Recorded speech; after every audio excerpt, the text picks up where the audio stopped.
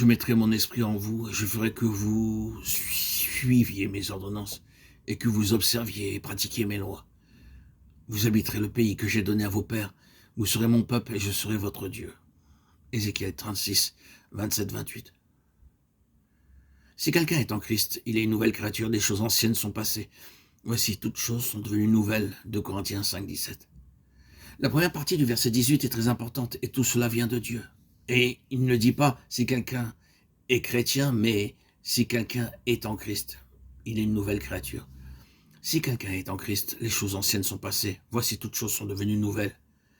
Et quelles sont ces choses nouvelles? Je vous donnerai un cœur nouveau et je mettrai en vous un esprit nouveau. J'ôterai de votre corps le cœur de pierre et je vous donnerai un cœur de chair. Je mettrai mon esprit en vous et je ferai que vous suiviez mes ordonnances et que vous observiez et pratiquiez mes lois. Ézéchiel 36, 26, 27. C'est la première chose qui survient. Je mettrai en vous un cœur nouveau.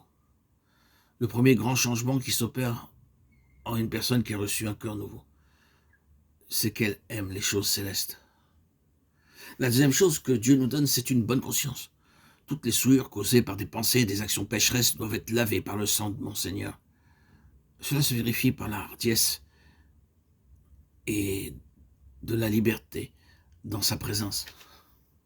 Hébreux 4,16 déclare « Approchons-nous donc avec assurance du trône de la grâce, afin d'obtenir miséricorde et de trouver grâce pour être secourus dans nos besoins.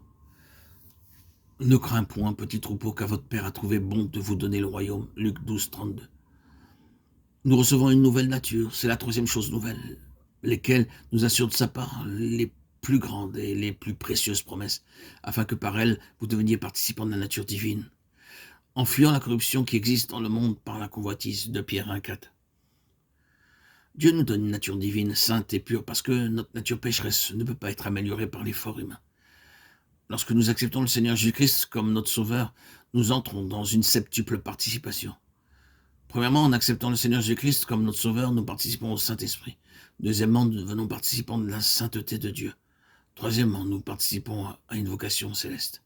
C'est pourquoi, frères saints qui avaient part à la vocation céleste, considérez l'apôtre et le souverain sacrificateur de la foi que nous professons Jésus-Christ. Hébreux 3.1.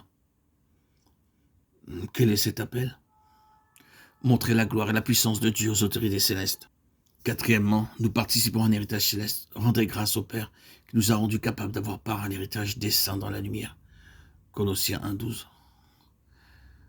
Et nous participons à la gloire céleste. Voici les exhortations que j'adresse aux anciens qui sont parmi vous, moi ancien comme eux, témoins des souffrances de Christ, et participants de la gloire qui doit être manifestée. 1 Pierre 5.1. Sixièmement, nous sommes participants du Seigneur lui-même, participants de tout ce qu'il a.